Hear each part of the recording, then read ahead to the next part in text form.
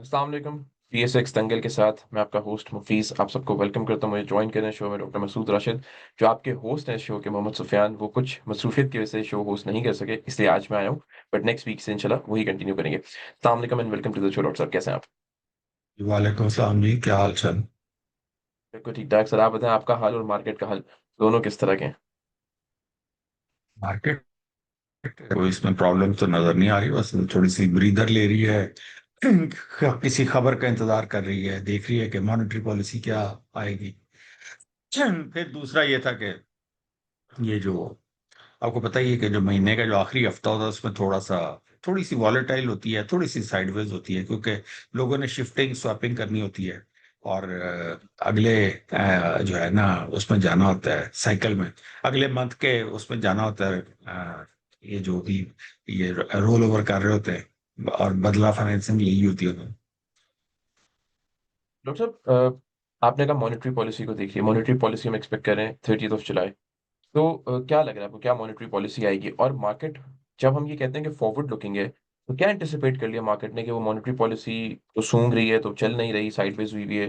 Result season भी है, मतलब अब तो रिजल्ट्स भी आने शुरू हो जाएंगे। तो क्या रीजन है कि मार्केट ठंडी हुई हुई है? डिफेंसिव सेक्टर्स भी नहीं चल रहे।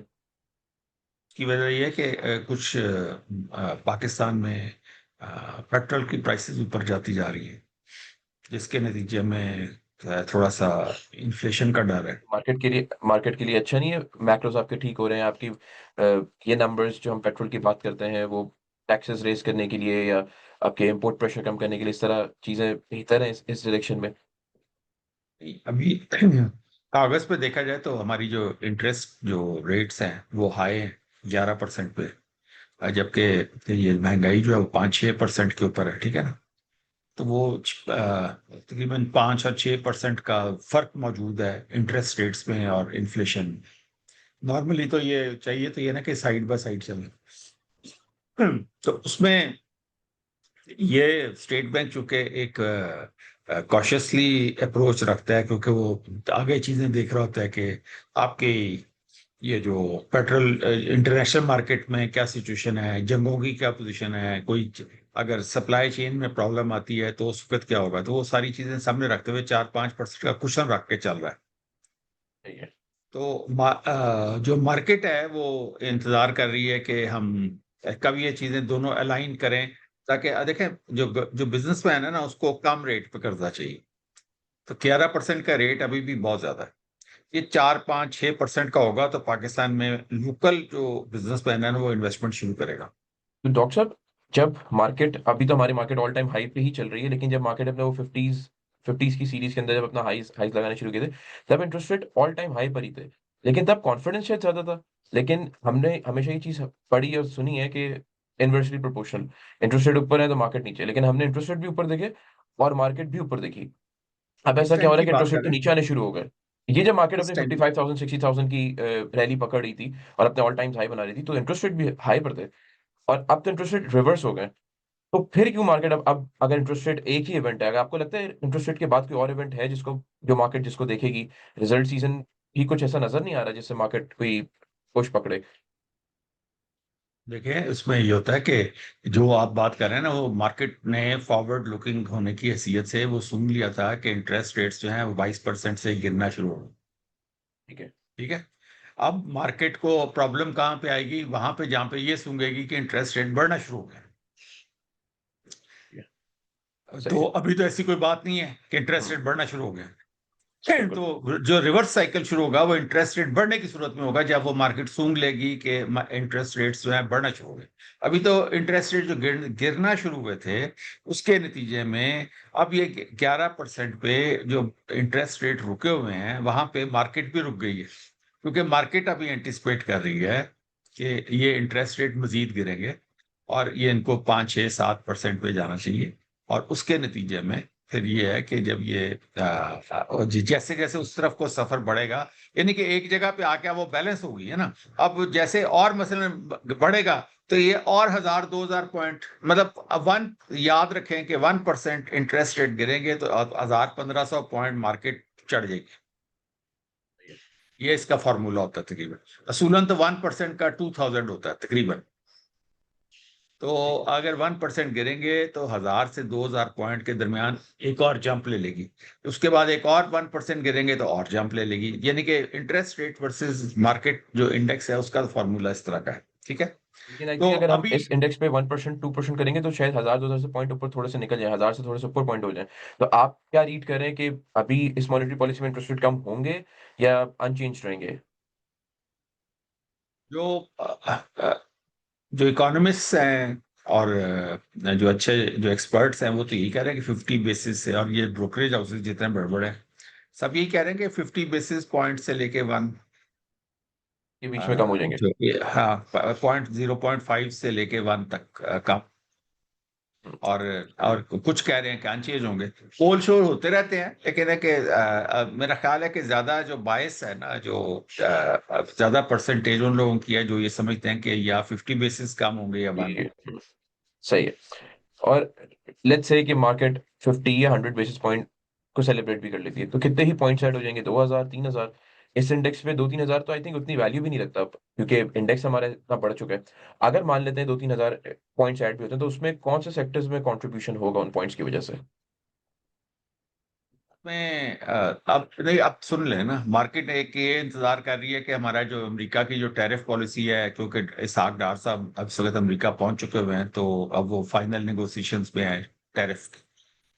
वो वहां से क्या अलामिया जारी होता है। पाकिस्तान आया कि कंबोडिया और वियतनाम के बराबर बराबर छूटते हैं। क्योंकि वियतनाम कंबोडिया जो है ना वो तकरीबन 20% पे छूटा है, और सबसे कम उन्हीं के ही है टैरिफ। पाकिस्तान की और तो टैरिफ पॉलिसी पे जब टेक्सटाइल पर आए थे, तो वो जो रेसिप्रोकल टैरिफ थे वो तो रिवर्स होकर सिर्फ 10% के बेस टैरिफ आई थिंक रह गए थे जो टेक्सटाइल सेक्टर का, तो वही हमारा मेजर सेक्टर एक्सपोर्ट भी करता है, उसके अलावा तो कोई सेक्टर एक्सपोर्ट ये करता अभी नहीं है। तक अमेरिका ने अनाउंस नहीं किया ना, अब तो बाकायदा अनाउंस होगा ना कि पाकिस्तान के ठीक साथ है। ये है, क्योंकि पाकिस्तान ने ये भी तो बताना है ना कि पाकिस्तान क्या इंपोर्ट करेगा अमेरिका से। ठीक बिल्कुल। है। ठीक है। तो वो सोयाबीन ऑयल है या कोई इस तरह की जो चीजें हैं, इवन इवन कॉटन भी अमेरिका से अगर हमने इंपोर्ट करनी है, क्योंकि जो जो चीजें हम ये इधर उधर से करते हैं वो सारी की सारी, इवन ऑयल्स जो है वो भी अमेरिका से आप मंगा सकते हैं, जो खुरदरी तेल है। तो हम बजाय मलेशिया से मंगाने के अमेरिका से मंगाना शुरू कर देंगे। मतलब हमारा कोई इशू नहीं है, हमारी तो ये खाने पीने की चीजें इस बाहर से आती हैं, इम्पोर्ट बाकी करना है हमने हमने। मशीनरी। इम्पोर्ट करना है हमने कहीं से भी कर लेंगे। हाँ हाँ, वो हम कहीं से भी कर लेंगे, तो वो एक जैसे रेट्स होते हैं, थोड़ा बहुत ही फर्क होता है। असल तो मसला ये है कि हमने किसको बेचना है। तो हमारी कोई हम्म, चीज इधर एशिया में तो जाती नहीं है, सारी चीजें यूरोप और अमेरिका में जाती हैं, तो हमें उन्हीं का ही ख्याल करना होता है कि हमने इनको क्या क्या बेचना है। बिल्कुल ठीक है। तो लेट्स से आप कह रहे हैं कि वो टैरिफ जो है उसकी पॉलिसी को भी एंटिसिपेट कर रहे हैं मार्केट, लेकिन वो तो सिर्फ आई थिंक एक्सपोर्ट के लिए ज्यादा बेनिफिशियल होगी कि चलो टैरिफ्स कम हो गए। मेरा सवाल ये है कि अगर इंटरेस्ट रेट कम हो जाते हैं, अगर मान लेते हैं कि अगर हम एक्सपोर्ट यूएस की न्यूज़ को सामने रखते हैं, तो हम ये देख सकते हैं कि टेक्सटाइल में शायद हमें कुछ मौका मिल जाए, कि वो एक्सपोर्ट ओरिएंटेड सेक्टर है। टेक्नोलॉजी के सर्विस बेस है, प्रोडक्ट बेस नहीं है इतना। तो वो एक चीज आ गई। अगर इंटरेस्ट रेट की बात करें तो बैंकिंग सेक्टर पे क्या इम्पैक्ट देखते हैं आप? क्योंकि आप हमेशा कहते हैं बैंक आप हमेशा ही बात की थी और बैंक चले भी थे कि बैंकिंग चलेगा। तो क्या इंटरेस्ट रेट नीचे आने के बाद भी बैंकिंग चलेगा? कितना सेफ और कब तक चलेगा? क्या डिविडेंड आएगा, क्या रिजल्ट आएगा क्वार्टर में, हाफ ईयरली में? किस तरह देखना है बैंकिंग इंडस्ट्री को, सेक्टर को? देखिए, पहले आपको बैंकिंग सेक्टर का जो काम करने का, सॉरी यार गला पता नहीं। नहीं नहीं, कोई मसला नहीं, कोई मसला नहीं। एक मिनट। बिल्कुल बिल्कुल।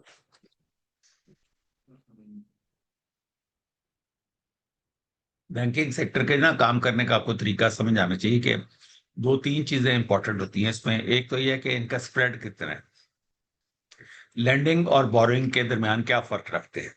तो ये जिस तरह इनकी कमाई इंटरेस्ट रेट्स में गिरती जाती है, तो ये लैंडिंग और बोरिंग में फर्क बढ़ाते जाते हैं। कि आपको यानी कि आपने बैंक में पैसा रखा तो आपको कुछ भी नहीं देंगे, और अगर आपको कर्जा चाहिए तो आपको महंगा देंगे। तो वो काफी यानी कि उसमें फर्क रखते हैं, उससे उनकी कमाई में क्योंकि आफ्टर ऑल ये अगर अगर ये कोई इसी तरह की ही बात होती तो जब ये 5 6 7% पे इंटरेस्ट रेट थे, फिर तो बैंक को बंद हो जाना चाहिए था।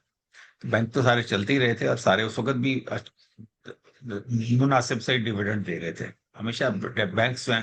लेकिन प्रॉब्लम उस वक्त ये थी कि उस जमाने में पावर सेक्टर बहुत इंपॉर्टेंट था, और पावर सेक्टर के जो डिविडेंड्स थे ना बहुत अच्छे थे। अब आप याद रखें कि जब से पावर सेक्टर हमारे यहाँ अब माइनस हो गया है, ठीक है ना, अब इस वक्त कोई सी उस किसी आदमी के लिए कोई इंटरेस्ट नहीं है पावर सेक्टर में। और वो जिस तरह वो बिल्ली को छिछड़े में ख्वाब होते हैं ना, वो वाली सूरत हो गई है। पावर सेक्टर वाली जो मजे है ना वो अब जिंदगी में कभी नहीं आएंगे। ठीक है। जो रेंटल इनकम के ऊपर जो उतने लोग जिंदा थे वो सब ने पावर सेक्टर लिया हुआ था, लाखों के हिसाब से लिया हुआ था। और उनको हर क्वार्टर के अंदर, क्योंकि ऐसी ऐसी कंपनियां भी मौजूद थी जो हर क्वार्टर में डिविडेंड देती थी। तो अब जब से वो गया है तो अब पाकिस्तान में सिर्फ एक ही सेक्टर बाकी रह गया है जिसमें इनकम आती है। समझे दो रह गए हैं, लेकिन मेन एक बैंकिंग और दूसरा फर्टिलाइजर। पावर के होते हुए हमें कभी, मैं खुद बहुत बड़ा इन्वेस्टर था पावर में, और मुझे कभी फिक्र ही नहीं हुई थी डिविडेंड। 30 40 50 लाख रुपया तो मसला ही कोई नहीं था डिविडेंड का। तो जब 30 40 लाख की इनकम आप डिविडेंड पे हर क्वार्टर में आप एंटिसिपेट कर रहे हो, बाकी मार्केट जाए भाड़ में, कभी फर्क हमें पता ही नहीं चलता था, क्योंकि हर क्वार्टर पे वो मजीद फंड्स जनरेट हो जाते थे। बिल्कुल। तो वो जो हमारी जीरो पॉलिसी थी हम उसकी तरफ अमल पैरा रहते थे। इधर से निषाद पावर से डिविडेंड आया, एसपीडब्ल्यूएल से आया, उसके बाद ईपीक्यूएल से आया, इस तरह की कंपनियों से डिविडेंड आए। वो हमने उससे ईफर्ट खरीदा, एफएफसी खरीदा, हपको खरीदा, इस तरह की चीजें। हपको से इतना बड़ा बड़ा डिविडेंड आ रहा था, ठीक है ना। हम्म। तो हम वो जीरो पॉलिसी पे हम बड़ी स्पीड से अमल पैरा थे। अब वो जो जीरो पॉलिसी की तरफ जो सफर है कि वो जी हमने मार्केट से कमा के मार्केट की चीजें सिफर पे खरीदनी है, वो स्लो डाउन हो गया। क्योंकि वो पावर खत्म हो गया, अब हमें इनकम उस तरह आ नहीं रही। बैंकों के डिविडेंड उतने थे नहीं जितने पावर सेक्टर के। पावर सेक्टर का 25 25 30 30% डिविडेंड यील्ड थी। अच्छा, अब वो चली गई, खत्म हो गई। तो अब पीछे, अब वो कहते हैं भागते चोर की लंगोटी से ही, तो पीछे फर्टिलाइजर और बैंक्स रह गए बस। कोई और चीज नहीं है जो क्वार्टर। तो हमारे यहाँ तो ये था ना कि या लोग बैंकों में पैसा रखते हैं फॉर रेंटल इनकम, तो या हम रख रहे थे मार्केट के अंदर फॉर इन पावर सेक्टर। अब हमने जो कि हम रेंटल इनकम के आदी हैं समेत मेरे, तो हम सारा वक्त यही देखते रहते हैं कि बैंक में पैसा कौन कौन से बैंक में रखना है जिसमें हम कैपिटल गेन भी ले लें और हमारा डिविडेंड भी थोड़ा बहुत आ रहे। हम्म। और साथ हम फर्टिलाइजर में रखते हैं कि जी इनकी जो इन्वेंट्रीज हैं, इनकी जो गैस प्राइसेस हैं, वो जिसमें वो फर्टिलाइजर में जिस तरह एफएफसी है या आरिफ हबीब भाई जब माड़ी से ले रहे हैं गैस, जब तक ये ई फर्ट का फैसला नहीं होता कि ये माड़ी से गैस मिलेगी कि नहीं मिलेगी, और ये एसएनजीपी के ऊपर और बाकी आरएलएनजीपी के ऊपर ये भरोसा रखता है और डिपेंड कर रहा होता है, तो उस वक्त तक तो इसके हालात इतने कोई फिरेंगे नहीं, ठीक है ना। तो जो इस वक्त वैसे फंडामेंटली देखा जाए तो सबसे ज्यादा फायदा ये आरएफओबी वगैरह को है, फातिमा को, और इसको है एफएफसी को, जो कि माड़ी से गैस ले रहे हैं, वो सस्ती है, ठीक है। तो इसमें अब यह है कि हम इनके ऊपर नजर रखते हैं और इसी के ही अंदर हम रहेंगे, यानी कि जो कि डिविडेंड, जो रेंटल इनकम सीकर्स है, ठीक है। तो हम इन्हीं दो सेक्टर्स के अंदर हम फोकस करते हैं। अब पीछे रह जाती है बातें, ये जो आपके बाकी जो कैपिटल गेन वाले जो हैं इश्यूज जो है, ये इसमें ऑटो है और बाकी चीजें हैं, तो वो जिसने फिर जिसके अंदर थोड़ा सा भी रूम पैदा होता है चलने का, तो फिर वो चलते हैं, थोड़ा सा कैपिटल गेन देते हैं उसमें। लेकिन उसमें हमारा कोई मुस्तकबिल नहीं है। मुस्तकबिल तो देखे ना, मेरे जैसे बंदे का मुस्तकबिल ये है कि मुझे हर क्वार्टर में डिविडेंड मिलना चाहिए। बिल्कुल सही है। और तो डॉक्टर साहब अगर, जी जी, आप बोलिए। और जो डिविडेंड है वो उसका इंपॉर्टेंस ये है कि जो डिविडेंड कंपनी देती है उस डिविडेंड को वापस उसको फुलफिल भर लेना चाहिए, यानी कि वो रेट वापस आ जाना चाहिए। इस तरह के पावर में होता था, मतलब लोगों को ये बात बिल्कुल। मैं बार बार कह रहा हूँ कि जो पावर के अंदर एक साइकिल था ना, कि डिविडेंड आता था, रेट गिरता था एकदम, फिर वापस महीने के अंदर अंदर वापस उधर पहुंच जाता था। तो हमें उसी तरह के जो शेयर्स हैं, जो कि हम पुराने लोग बैठे हुए हैं, क्योंकि ये तो आईपीपी 2008 9 10 से चल रही हैं। हम्म। हम्म। तो उन्होंने अब समझे कि 10 15 साल मौज करा दी है। हम्म।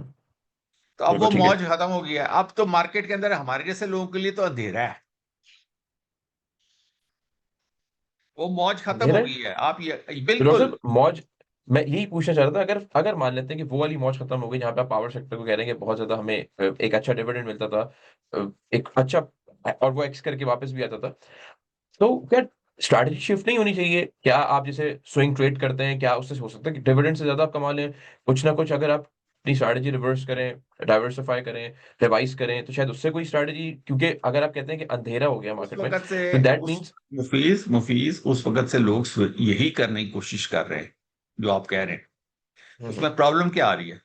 कोई भी चीज 3-4 दिन से ऊपर चलती नहीं है। आप निकाल के देख लें, कैंडल से 4 दिन से ऊपर रैली नहीं आती, तो आप या तो 4 दिन में निकलना सीखें।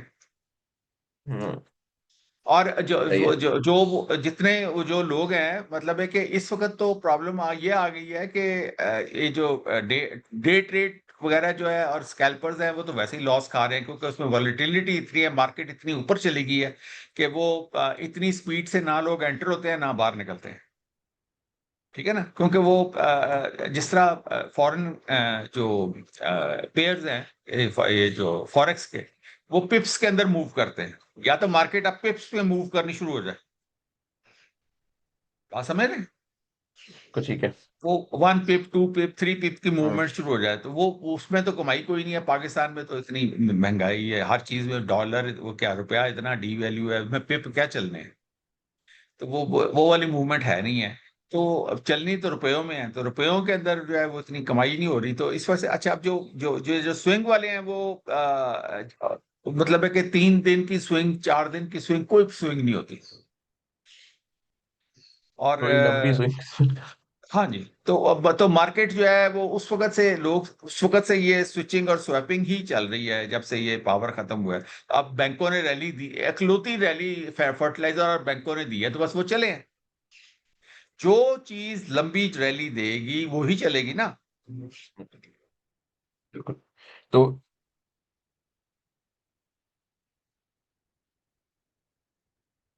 जो चीज लंबी रैली देगी वही चलेगी, और बैंकों ने और फर्टिलाइजर ने दी। ठीक है। डॉक्टर और साहब, आप कोई नया सेक्टर एक्सप्लोर नहीं होगा? सीमेंट आ जाए वापस, टेक्नोलॉजी आ जाए, फार्मा, फार्मा में बहुत जगह नजर आती है। आप टैरिफ्स की बात करें तो टेक्सटाइल में कोई जगह नजर आए। क्या आपको लगता है अभी भी ये सब डेवलपमेंट्स होने के बाद भी, नंबर्स ठीक होने के बाद भी, अगर तो किसी ने पैसा बनाना है तो वो बैंकिंग सेक्टर से और फर्टिलाइजर सेक्टर से ही बना सकता है? अच्छा, अब इसमें यह है कि ये जो आपने सीमेंट की बात की है और जिसमें फार्मा की बात की है, तो इन्होंने डिविडेंड तो देना नहीं है। देखिए तरीका क्या, मार्केट के अंदर अच्छा जो बिजनेसमैन होता है ना, वो क्या फार्मास्यूटिकल तो काम देता है करता है? डिविडेंड। वो यार साल में एक दफा ही देता है ना। ठीक है। और उसका इतनी यील्ड भी नहीं है, ठीक है ना। सही है। मतलब उसका पी इतना हाई है और यील्ड उसमें है नहीं है, तो वो मेरे लिए तो वो अट्रैक्टिव नहीं है। मैं तो, मेरे पास यील्ड भी हाई होनी चाहिए और पी भी कम होना चाहिए। ऑयल का ठीक है। ऑयल का जो सेक्टर का पी है वो 4, 5, 6 के दरमियान रहता है, और बेहतरीन डिविडेंड भी मिलते हैं। किसी में 10%, 12% मिलता है, जिस तरह पीओएल वगैरह, 15% भी मिल जाता है। और ये जिस तरह, लेकिन वो साल में 2 दफा मिलता है। इसी तरह जो ओजीडीसी पीपीएल वगैरह है, ये भी हर क्वार्टर में देते हैं, लेकिन ये 4, 5, 6% से ऊपर डिविडेंड ही नहीं है। अच्छा, ये और ऊपर से ऑयल की जो इंटरनेशनल प्राइसेस है वो गिरी हुई हैं। अगर इंटरनेशनल प्राइसेस 100+ चली जाती हैं, तो ऑयल सेक्टर भी बड़ा अट्रैक्टिव हो जाएगा। ठीक है। और ये प्राइसेस जो यहाँ पे यहाँ से डबल हो जाएंगी, क्योंकि ये एक सेक्टर रह जाएगा जो हर क्वार्टर डिविडेंड दे रहा होगा और भर लेगा हर बारी। 100 हर से ऊपर बारी का मतलब ये कि हमारे तो इम्पोर्ट इम्पोर्ट पे भी बहुत प्रेशर आएगा वो डॉक्टर हो, पाकिस्तान का बेड़ा गर्क हो जाएगा। मैं तो मार्केट की बात कर रहा हूँ कि सेक्टर कौन सा चलेगा। मुझे साहब। इस चीज सही से है। गर्ज नहीं है ठीक कि है। पाकिस्तान का क्या बनना है। ठीक है। मैं ठीक है। मार्केट में काम करता हूँ, मैं मार्केट का नौकर हूँ, ठीक है। तो मुझे जिधर से मार्केट तनख्वाह देगी, पैसे देगी, मैं उधर कुछ भाग जाऊंगा। अब आईपीपीस पाकिस्तान के हक में थोड़ी थी, लेकिन हमें तो पैसा मिल रहा था ना। हम्म। तो भाई यहाँ पे तो पैसे की दुनिया है, जो नौकरी दो तनख्वाह देगा हम उसके नौकर हैं। उधर से ही खाना पीना है ना, क्या करें हम। बिल्कुल ठीक है, बिल्कुल ठीक है। तो आप कह रहे हैं कि हाँ, ऑयल अट्रैक्टिव हो जाएगा? अच्छा वो हो जाएगा। अच्छा, हम्म। इसी तरह ये जो बैंक्स हैं ये अट्रैक्टिव रहेंगे, क्योंकि हर क्वार्टर डिविडेंड आएगा और ये हर क्वार्टर भरेंगे। ठीक है। जो आप इन्होंने मसलन ये है कि अभी ऑयल ने टॉप लगाया नहीं है। टॉप उस वक्त लगाएगा जब ऑयल महंगा होगा। समझ आई? बैंकों ने टॉप लगा लिया, लेकिन ये डिविडेंड देते रहेंगे और भरते रहेंगे, यानी कि एक ही ऑसिलेट करते जाएंगे एक बैंड में। इधर आए, हम्म, इधर पहुंचे, इधर डिविडेंड आया, नीचे गिरे, फिर दोबारा ऊपर चले गए, यानी कि एक इनमें दोबारा ऊपर जाने की भी जगह होगी और डिविडेंड से एक्स भी होंगे। तो ये एक, जिस तरह एक वेल ऑयल्ड मशीन होती है ना, इस तरह ये चलते जाएंगे, यूं यूं यूं यूं यूं यूं। ठीक है, बात समझ आ गई आपको? Same is fertiliser. फर्टिलाइजर के अंदर लेकिन इशू वो आ रहा है कि एक तो गैस वाला है, तो उसमें जो जो मेन प्रॉब्लम है वो ईफर्ट की अंदर आ रही है। ईफर्ट रेस से बाहर हो गया, क्योंकि एक वो टाइम था कि जब ईफर्ट भी 100 रुपए का था, एफएससी भी 100 रुपए का था, दोनों बराबर बराबर चलते थे। तो हम दोनों में पोजीशन लेके रखते थे, दोनों हर क्वार्टर में डिविडेंड भी देते थे, हर क्वार्टर में हम वो भर भी लेते थे। ठीक है। तो उसमें अब लेकिन जब से ये पैरिटी आई है गैस वैस की, और वो जो उसको आरएलएनजी पे डाल दिया है, इधर इसको माड़ी पे डाल दिया है, तो उसमें एक कंपनी आउट होगी, एक रह गई। वो आरएफबी, वो तो किसी खाते में नहीं है, फातिमा वगैरह, वो तो मतलब है कि छोटी कंपनियां हैं, और वो इतना ना, और वैसे भी वो लोकल सेठ की कंपनी है। और वो डिविडेंड शिविडेंड तो कोई खास देती नहीं है। आरिफ साहब जो है वो अपनी जेब कमाएंगे कि हमें हमारे पेट भरेंगे। ठीक है, आरिफ अयूब साहब जो है।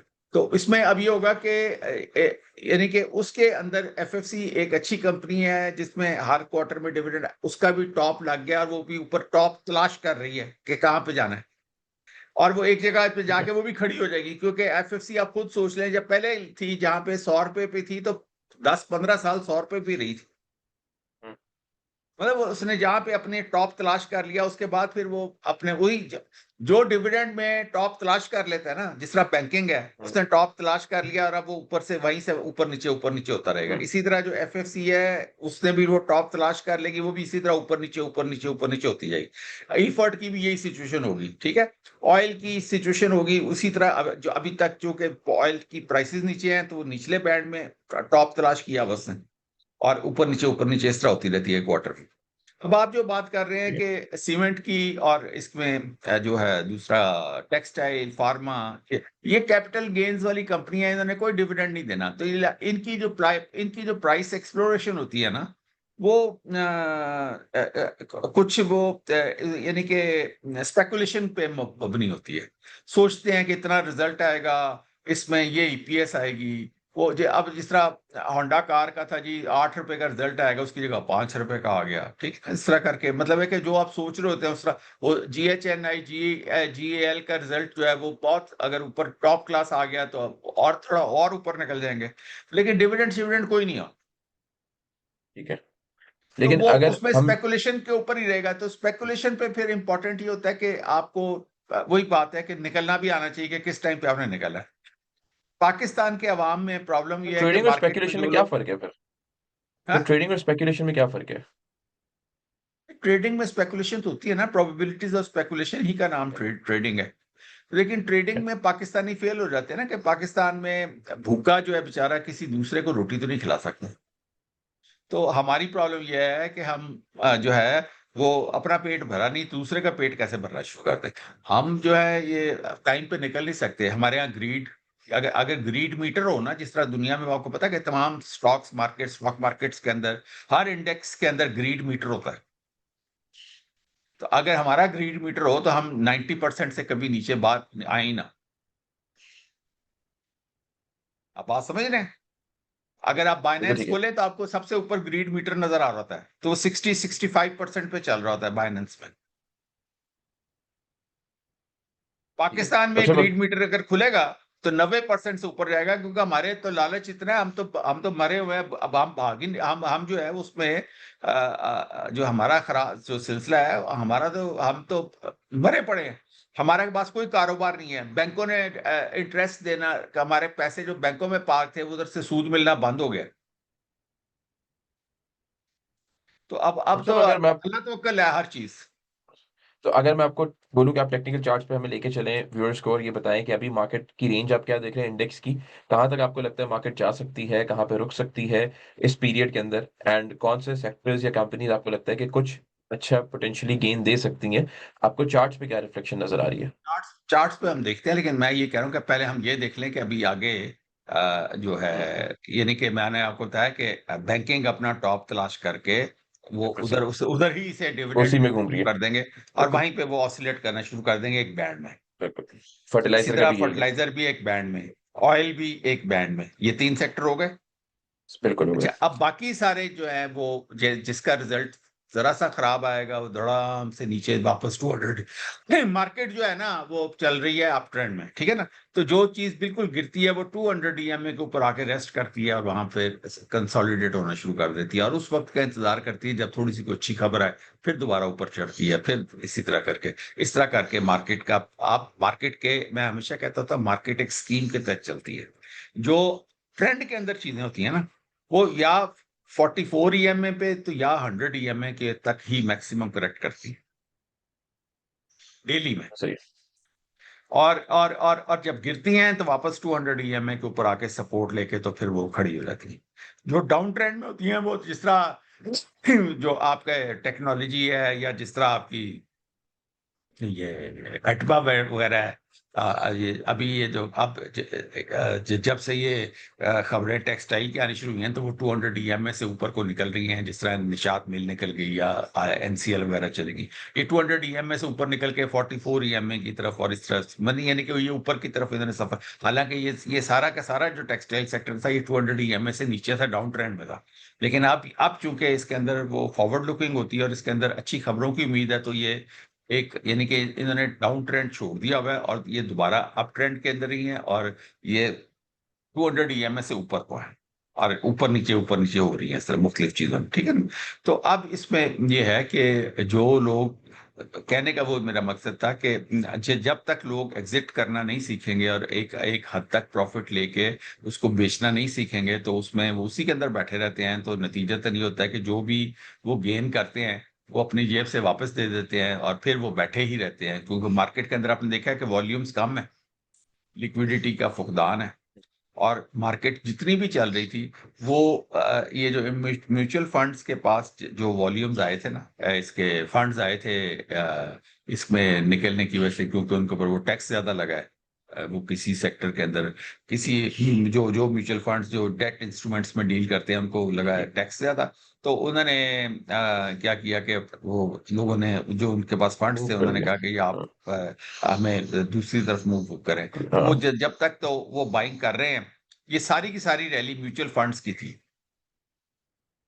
इंडिविजुअल्स की तो बेचारे के अंदर इतनी सकत नहीं होती, तो अब जब तक वो फंड्स एग्जॉस्ट नहीं होते तो ये मार्केट इसी तरह थोड़ी बहुत ही चलती रहेगी, ठीक।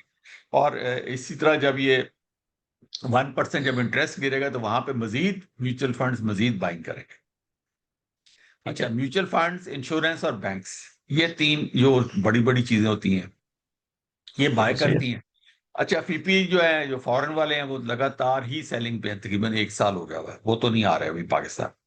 शायद वो जब ये जो फ्यूचर मार्केट से जब हम इमर्जिंग मार्केट की तरफ चले जाते हैं, क्योंकि अब हमारी काफी कंपनीज जो है वो उनकी जो मार्केट कैपिटलाइजेशन है वो 1 बिलियन $2 बिलियन से बड़ी बड़ी होती जा रही है। अमेजन बैंक है और भी इस तरह की बेताशा चीजें, बिल्कुल। ओजीडीसी है, और ये तो वो उसके यूबीएल भी नतीजे हो में गया। क्या होगा कि जी जी, उसके नतीजे में ये होगा कि हम ये जो फ्यूचर से दोबारा इमर्जिंग के अंदर, अभी हमारी S&P ने भी रेटिंग बेहतर कर दी है, CCC+ से हमें बी नेगेटिव के अंदर आ गए हैं, तो वो ये जो है ना हमारे चांसेस इधर हो रहे हैं जो फ्यूचर से इमर्जिंग में जाने फ्रंटियर के। फ्रंटियर फ्रंटियर हाँ, फ्रंटियर और फ्रंटियर से जी इमर्जिंग। जी।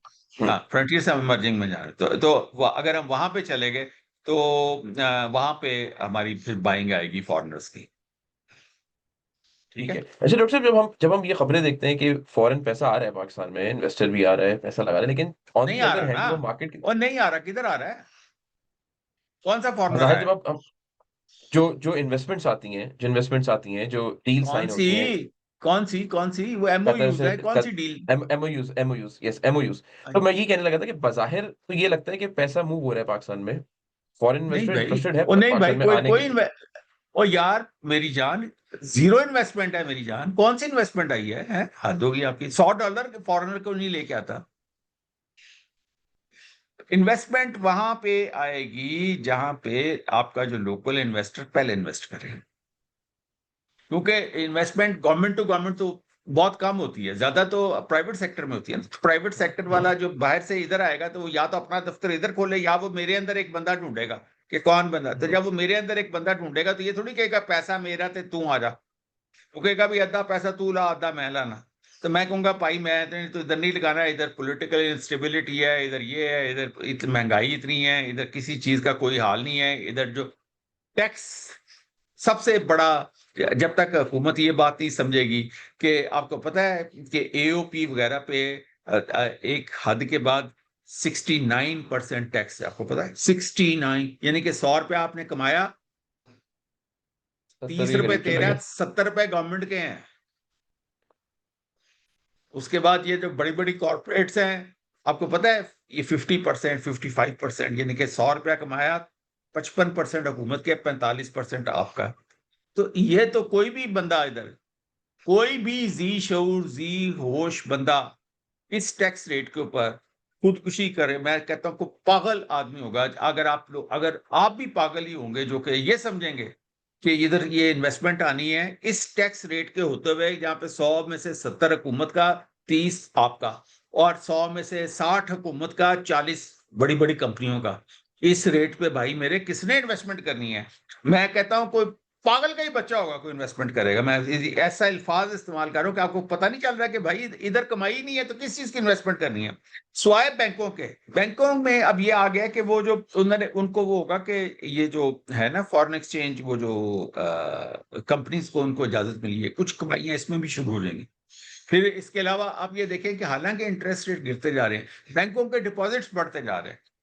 वो लोग कहते हैं कि 3-4% भी इंटरेस्ट मिल जाएगा तो हम उधर ही ठीक है, हमने कारोबार में पैसे नहीं लगाने।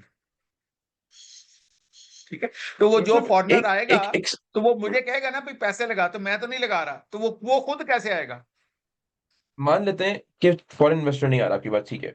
एक एक एक एग्जांपल लेंगे, अरे एक बंदे को समझते हैं जो पाकिस्तान में रहता है, अब ये मैं एक अंडरस्टैंडिंग के लिए समझना चाह रहा हूँ। एक आम इंसान जो कमाता है वो बैंक की तरफ क्यों जाता है 3 4 5 6% के लिए, जबकि आपकी स्टॉक मार्केट का बहरहाल रिटर्न बैंक से ज्यादा है, in terms of dividend, in terms of capital gain. क्या वजह है कि उसका trust deposits and savings in इस तरफ जाता है कि हम इंटरेस्ट ले लेंगे, बट नॉट स्टॉक मार्केट? क्योंकि बिजनेसेस तो कमाते हैं और इतने साल कमाया ही है, बिजनेस बिजनेसेस अगर बंद अगर नहीं हो आपकी रहे। मार्केट, अगर आपकी मार्केट कंसिस्टेंट होती और इसमें मैनिपुलेशंस ना होती और इसमें मेरिट के ऊपर सारी चीजें चल रही होती और लोगों के अंदर फाइनेंशियल लिटरेसी होती, आप स्कूलों में और यूनिवर्सिटीज के अंदर स्टॉक मार्केट को पढ़ाना शुरू करते और लोगों को ये पता होता कि फंडामेंटल्स क्या हैं, टेक्निकल्स क्या हैं, न्यूज का इफेक्ट क्या है, लोगों को इकोनॉमी का थोड़ा सा भी अंदाजा होता, तो उसी सूरत में लोगों ने मार्केट के अंदर आना था। तो जहाँ पे लिटरेसी रेट जिस सिर्फ आप जो है वो 40% के ऊपर हो, जो कि सिर्फ नाम लिखता है, बाकी तो पता ही कुछ नहीं है, ठीक है ना। और जहाँ पे जो है करोड़ों बंदा आउट ऑफ जॉब हो, तो उसने क्या, इन्वेस्टमेंट्स जो होती है वो सेविंग्स भी होती है ना। इधर महीने के बिल्कुल। लाले पड़े हुए हैं मेरी जान है, एक जो है खाने के लाले पड़े हुए हैं कि सुबह खाया है तो रात को गरीब आदमी ने क्या खाना, 50% से ऊपर आपका पॉवर्टी रेट है। तो KD saving, KD investment, KD stock market, ये चंद लोगों का खेल है। ठीक है, आप इस चीज को अंडरस्टैंड करें, वो 3 4 5 लाख 6 लाख 7 लाख लोग हैं, 25 करोड़ की आबादी है, ये उन्हीं का खेल है। देम प्ले, एंजॉय करने दें। और जिस तरह होता है कि एक शहर में एक बड़ा बड़ा जो बड़े बड़े क्लब है, वो एक दो ही है ना, जो एलीट क्लास के क्लब होते हैं, तो उसमें स्विमिंग पूल्स भी होते हैं, लोग नहाते भी हैं, ठीक है ना, लोग खाते भी हैं, लोग डांस भी करते हैं, कपल डांसेस भी होते हैं, ठीक है। तो वो कोई पाकिस्तान की आबादी का हिस्सा थोड़ी होते हैं। लेट लेट एंजॉय, कुछ लोगों को तो एंजॉय करने दे, जो एंजॉय कर सकते हैं कम से कम उन्हें ही करने दें। डॉक्टर, टेक्निकली मार्केट क्या कह रही है, अब आपके चार्ट्स पे चलते अब हैं। आपको, मैंने आपको सारा हिसाब बता दिया है, अब मैं आपको बिल्कुल बिल्कुल टेक्निकल बिल्कुल बताऊंगा। बिल्कुल। मैं तो ये कहता हूँ भाई हमें कमाने दें चुप करके, हमें ना, सानू कोई ना छेड़े। अच्छा जी।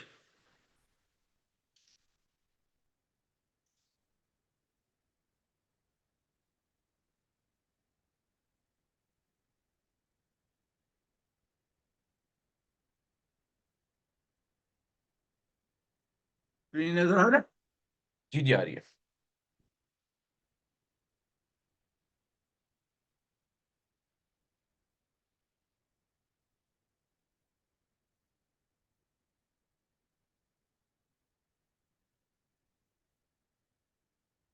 देखें ये हमारी रेनको का चल रहा है, ये देखें जब से ये ट्रेंड शुरू हुआ हुआ है तकरीबन 1,16,000 से ये शुरू हुआ हुआ है। 1,16,18 से, और उसके बाद फिर ये 1,38 तक जो है ना, ये नॉन स्टॉप चल रहा है ट्रेंड। ये जो ठीक है। था यहाँ पे 1,24 से जब ये करेक्ट की है, तो ये 1,16 तक एक गई है। ये मेरा ये जंग वाला जमाना है। ये, हाँ, ये 23/6/2025। ये जंग शंग कब हुई थी ठीक है। हमारी? जी, मई में ही थी। मई में हुआ मई था। जून में ही थी ना, तो बस ये उस वक्त तक यस। ये करेक्ट करते करते इधर कहीं आई है। ये जो है 1,16, और उसके बाद से लेके तो अब ये 1,40 तक पहुंच गई है, और इसमें नॉन स्टॉप है। अभी इसको 1 आवर पे ले जाते हैं, तो आपको पता चल जाएगा कि इसमें इसने ये छोटे छोटे ब्रीदर्स लेती है। ये देखें, यहाँ पे ब्रीदर आया है, ये जुलाई के 8 तारीख से लेके, और आया है 9 तारीख, 8 और 9 को आया है। फिर इसी तरह 15 जुलाई को आया है, और अब आया है जो 18 जो है जुलाई। और यहाँ से अब ये मार्केट जो है ना, ये देखें, ये साइडवेज का, जिस तरह ये साइडवेज बता रही है ना, ये देखें, ये इस इलाके में, इसी तरह इस वक्त इस इलाके में साइडवेज है। अब ये 30 तारीख को मॉनेटरी पॉलिसी है, और 29 को इसका रिजल्ट है, एफएफसी ईफर्ट का ये बड़ा डे है 29 को, ठीक है ना। इसी तरह फिर जब बैंकों के आगे रिजल्ट आने शुरू हो जाएंगे, तो उसमें फिर वो इंडिविजुअल चीजें चलेंगी, और मार्केट जो है ना, जब तक नया ट्रिगर एमपी अगर अच्छा आता है, तो फिर एक और यहाँ से लेग लेगी, और ये 141, 143 या 145 तक जाएगी, ठीक है। और ठीक है। वहां तक जाके, और इस दौरान फिर ये रिजल्ट सीजन ओवर हो जाएगा। और उसके बाद फिर जो सितंबर रिजल्ट्स आएंगे, और सितंबर के बाद फिर आएगा लंबी छुट्टी, यानी कि दिसंबर क्लोजिंग। और दिसंबर क्लोजिंग का मतलब है कि फरवरी मार्च। तो उस वक्त सितंबर में आप समझे कि मार्केट करेक्ट करना शुरू करेगी, और पहले ये करेक्शन करेगी, फिर दिसंबर क्लोजिंग का इंतजार करेगी, और फिर उसकी यानी कि उसकी एक्यूमुलेशन वगैरह शुरू होगी, और फिर उसमें ट्रेंड शुरू होंगे दिसंबर क्लोजिंग के। तो ये हिस्टोरिकली ये होता है कि सितंबर के बाद मार्केट जो है वो सो जाती है, और गिर भी जाती है, और करेक्ट भी करती है, और इंतजार करती है दिसंबर क्लोजिंग का। तो ये जो रैली है, ये सितंबर तक इसी तरह अप डाउन के अंदाज में चलती रहेगी। कहीं पे थोड़ी मोटी साइडवेज होगी, लेकिन इसकी सही यानी कि गिरने का वक्त या करेक्ट होने का वक्त, जिसे आप कह सकते हैं, वो सितंबर के बाद शुरू हो जाएगा, और नवंबर दिसंबर तक इसी तरह चलता जाएगा। और फिर लोग परेशान हो गए, सटपटाएंगे कि हमें तो कुछ नहीं मिल रहा, हमें कुछ नहीं मिल रहा, मारे गए, लुटे गए। और ये हमेशा हर साल होता है, कोई कोई नया नई नहीं होगा, ठीक है। और वो इवन यस। ये फर्टिलाइजर भी करेक्ट करेंगे, और इवन बैंक्स भी करेक्ट करेंगे सितंबर के बाद। ठीक है। अब इसमें ये होता है कि ये मैं ये आपको बता रहा हूँ कि जो जो चीजें टॉप लगा लेती हैं, वो वापस नीचे भी गिरती हैं, फिर दोबारा रूम बनाती हैं 15-20% करेक्ट करके।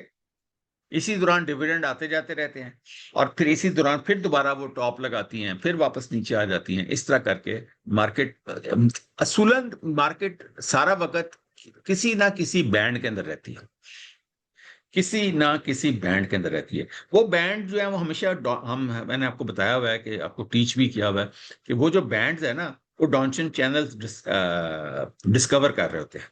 वो बैंड आपने वहां से निकालने होते हैं कि मार्केट का बैंड क्या है। उसमें डॉन्शन 5 है, डॉन्शन जो है वो 12 है, और जो डॉन्शन जो है 22 है, ठीक है ना। डॉन्शन 44 है। जो भी आपने लेना है, जिस टाइम फ्रेम पे लेना है, एक डॉन्शन चैनल भी एक पूरा एक आर्ट है, वो आपको बैंड निकाल के देता है। तो उसमें ये होता है कि वो आप उस हिसाब से चल रहे होते हैं। अच्छा जी, इसके बाद हम आ जाते हैं, ये देखिए,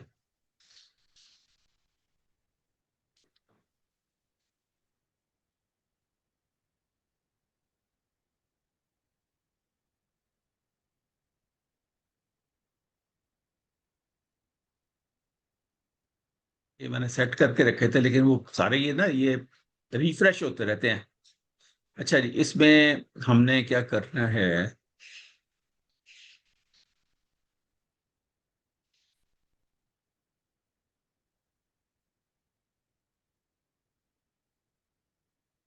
चलिए, ये वन वन मंथ का हमने निकाल लिया। ये केएससी 100 चल रहा है 1 मंथ का, यानी कि 1 मंथ में आप फिर भी देख लें कि जा तो ऊपर ही गिरा है ना, जी। ठीक है ना।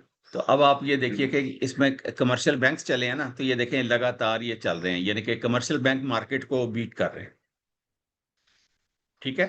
बिल्कुल सही है। उसके बाद oil and gas exploration market से बहुत नीचे है। ठीक है। फर्टिलाइजर, ये देखें आप, ये रिजल्ट आ रहा है 29 को, तो ये यहाँ से ऊपर चले गए हैं आखिरी हम्म, 10-15 दिन में। और आप ये देखें कि इस वक्त ये मार्केट को बीट कर रहे हैं, 20% से मार्केट बिल्कुल। को बीट कर रहे हैं। हम्म। मार्केट से 20% ज्यादा कमाई दे रहे हैं। ठीक है। इसी तरह ये देखें फूड, और ये मार्केट से नीचे है। फूड नीचे है। सेक्टर जो है, सीमेंट, बहुत हालात खराब है। हम्म। सीमेंट का मसला ये है कि उनके मार्जिन वगैरह सब ठीक हैं, एक्सपोर्ट्स भी कुछ थोड़ी बहुत ही हैं, लेकिन मसला सिर्फ ये है कि चूंकि प्रॉपर्टी सेक्टर आपका मूव नहीं कर रहा और आपकी हाउसिंग शाउसिंग कुछ भी नहीं है, सब फारिग हैं। कुछ टैक्स रेट इतने ज्यादा हैं जमीनों के ऊपर, और ये रियल एस्टेट बिल्डर्स के ऊपर और इस लेकिन तरह इस के बार ऊपर तो बजट इतने। में भी कुछ कुछ ना कुछ रूम दिया है, मुझे ऐसा लगता है। कोई रूम आपको नहीं नहीं लगता है, ऐसा? कोई रूम नहीं है। अच्छा। जिसने जिसने एक दफा 8-10 करोड़ रुपए की, 5 करोड़ की, 8 करोड़ की चीज खरीद ली, वो उसकी नस्लें ही भुगतेंगी एफबीआर को। तो उसके 10,000 जो आप देने पड़ेंगे, वाइट मनी उसको लेके आना पड़ेगा, सर्टिफिकेट आपको देना पड़ेगा इनकम टैक्स कमिश्नर का कि आपकी वाकई इतनी पसली है कि आप ये चीज खरीद सकते हैं। आप कोई भी बड़ी गाड़ी खरीदेंगे, कोई भी आप बड़ा घर खरीदेंगे, 5-10 मरले से ऊपर, 5 मरले से ऊपर, 10 मरले का 1 कनाल का घर खरीदेंगे, तो आपको वो सर्टिफिकेट प्रोड्यूस करना पड़ेगा, अदरवाइज रजिस्ट्री नहीं हम्म। होगी। और ये बहुत सारे मसाइल हैं, ये अभी इसी वजह से देखें सारे ताजर वाजर जो हैं वो चीफ ऑफ आर्मी स्टाफ से मिले हैं, और उनको भी उन्होंने दुहाई दी है कि भाई आप तो फिर हमें मजबूर कर रहे हैं कि हम पाकिस्तान से बाहर चले जाएं, क्या करें। तो वो गौफौज भी कहती है भाई तानू कोई मुल्क जगह देता है तो चले जाओ, फिर क्या कर सकते हैं। मतलब है कि इस वक्त तो अब देखे ना, आर्मी कोई वो इकोनॉमिस्ट, कोई क्या, इकोनॉमी में पीएचडी तो की नहीं हुई, तो जो भी इकोनॉमिक एक्सपर्ट्स उनको कोई सोल्यूशन देते हैं वो उसी के मुताबिक ही चल रहे होते हैं। तो इस वक्त मैं ये समझता हूँ कि इवन हमारे पास उसकी भी कमी आ गई है कि जो एक्सपर्ट्स जो बाहर बैठे हुए हैं इकोनॉमी के, वो भी पाकिस्तान आने को तैयार नहीं है और हमें कोई मशवरा देने को तैयार नहीं है, क्योंकि हमें मशवरा कॉपी बुक स्टाइल में नहीं है, हमें मशवरा आउट ऑफ बॉक्स जो है ना सजेशंस के अप्रोच के अंदर है। साथ है। बिल्कुल। हाँ जी, कि कोई हमें आउट ऑफ बॉक्स कोई हमें कोई स्कीम देगा, वो अगर हिट होगी, जिस तरह ये मनमोहन सिंह लेके आए थे इंडिया में, वो आउट ऑफ बॉक्स था। कॉपी बुक स्टाइल पे लेंगे तो आप ताहयात गरीब ही रहेंगे। ठीक है ना। कोई भी गरीब से अमीर जो है ना, वो आउट ऑफ बॉक्स की चाइना अगर अमीर गरीब से अमीर हुआ है तो वो भी आउट ऑफ बॉक्स की जो है ना चालों पे हुआ है, कोई ये अप्रोच नहीं है कि डिफरेंट वो करनी कॉपी पड़ती है, बुक यस। स्टाइल के ऊपर उसमें किया है। ठीक है ना। अच्छा जी, अब ये सीमेंट था। ऑटोमोबाइल असेंबलर जो है ना, अब मार्केट के बराबर पहुंचे हैं। हम्म। बिल्कुल। ठीक है। नीचे थे, ये कभी भी इतने नहीं चले कि आप ये कहें कि इंडेक्स को बीट करें। यहाँ पे थोड़ा सा चले, फिर इधर से चले, यानी कि वो स्पोरेडिकली चल रहे होते हैं, इधर चले इधर बंद हुए, इधर चले इधर बंद हुए, एक का रिजल्ट खराब आ जाएगा फिर वो खत्म हो जाते हैं। अच्छा, फार्मास्यूटिकल्स देख लें, बुरा हाल है। हम्म। पावर जनरेशन देख लें, बुरा हाल है। टेक्सटाइल परफॉर्म कर रहा है, मैंने आपको बताया। ये टेक्सटाइल है, और देखें इससे मार्केट को पीछे छोड़ा हुआ है, सिर्फ इस चक्कर में कि अब हमारा अमेरिका और यूरोप में हमारी जो चीजें हैं, और प्लस ये इंटरेस्ट रेट थोड़े से गिरेंगे, क्योंकि ये हाईली जो है ना कर्जे वाला सेक्टर है जी, यस। टेक्सटाइल है। हम्म। मशीनें लगाते हैं ये कर्जा कुर्जा लेके, तो अगर इनके ऊपर खर्चा कम होगा तो ज्यादा इनकी कमाई ज्यादा होगी, और एक्सपोर्ट अच्छी होगी, तो ये यानी कि ये परफॉर्म कर रहे हैं। अच्छा, टोबैको जो है पीछे, ऑयल मार्केटिंग बिल्कुल ही कोई हाल नहीं। इन्वेस्टमेंट बैंक, ये आप ये देखें, ये एंग्रो एच वगैरह इसमें है, हम्म। नहीं दाऊद हरप्लीज है, एंग्रो एच भी शायद इसी में ही है। ठीक हम्म। है ना, इन्वेस्टमेंट बैंक्स पे। तो इस वजह से ये देखें ये परफॉर्म कर रहा है। टेक्नोलॉजी का कोई हाल नहीं है। ये 1 मंथ की मैं बात कर रहा हूँ कि भाई 1 महीने में पीछे ये सिलसिला चल रहा है। केमिकल देख लें, बराबर बराबर चल रहा है। उसमें वो निमर शिमर चल रहे हैं, जीजीएल, गनी ग्रुप चल रहा है, कोई थोड़ा बहुत डॉल चल जाता है, तो इस तरह एआरपीएल थोड़ा सा चल रहा है। ठीक है ना, इस तरह करके ये चल रहा है, इस वजह से बराबर बराबर है। जो इंश्योरेंस है वो अच्छी भली इस वक्त, क्योंकि दूसरा तीस जो बैंकिंग के बाद जो दूसरा सेक्टर है ना, वो इंश्योरेंस है जो कि डिविडेंड इंश्योरेंस देता है। डिविडेंड दे रहा है। ये भी डिविडेंड देता है। ठीक है ना। तो यहाँ पे भी बिल्कुल। जो अच्छी जो डिविडेंड पेइंग कंपनीज हैं, फिर लोगों को इसके अंदर अगर सस्ता रेट, हमें तो जो कि जो जो डिविडेंड सीकर्स होते हैं ना, उनको यील्ड चाहिए सस्ती। वो यानी कि वो 10, 12, 15% की यील्ड पे जाएंगे। जो भी कंपनियां इनके आसपास फिर रही होंगी तो वो उधर को जाएंगे, अगर उनमें जगह अच्छी है, क्योंकि अगर वो महंगी हो जाएंगी तो यील्ड खुद ब खुद ही गिर जाएगी। ठीक ठीक है। है। ट्रांसपोर्ट जो चला है मार्केट के बराबर बराबर चल रहा है, उससे थोड़ा ऊपर ही रह रहा है। वो मेरा ख्याल है कि ये जो कौन सी पीएनएससी में एक तो मूव आ रही है थोड़ी सी, और एसएलजीएल वगैरह में शायद आ रही है थोड़ी बहुत मूव। इस तरह हम्म। की चीजों में मूव आ रही है, जिसकी वजह से ये है। शुगर जो है ये चला है, ये देखें ये भी ऊपर है। अब जो शुगर के अंदर प्रॉब्लम ये है कि हमें ज्यादातर लोग काम नहीं करते, तो इस वजह से हमें इन कंपनीज की ना बुक्स का कोई अंदाजा है, ना हमें इनके फंडामेंटल्स का पता है। तो हमने इनको, यानी कि एक तो ये है कि ये सारे ही ये भी लेवरेज सेक्टर है, बैंकों से इन्होंने कर्जे उठाए होते हैं, तो इतना हमें अंदाजा नहीं है। तो इस वजह से बहुत कम लोग इसमें शुगर में काम करते हैं। मैं तो बिल्कुल नहीं करता, कभी जिंदगी में कोई चार्ट नहीं खोल के देखा। अच्छा जी, रिफाइनरी देखें बिल्कुल ही फारग है। हम्म।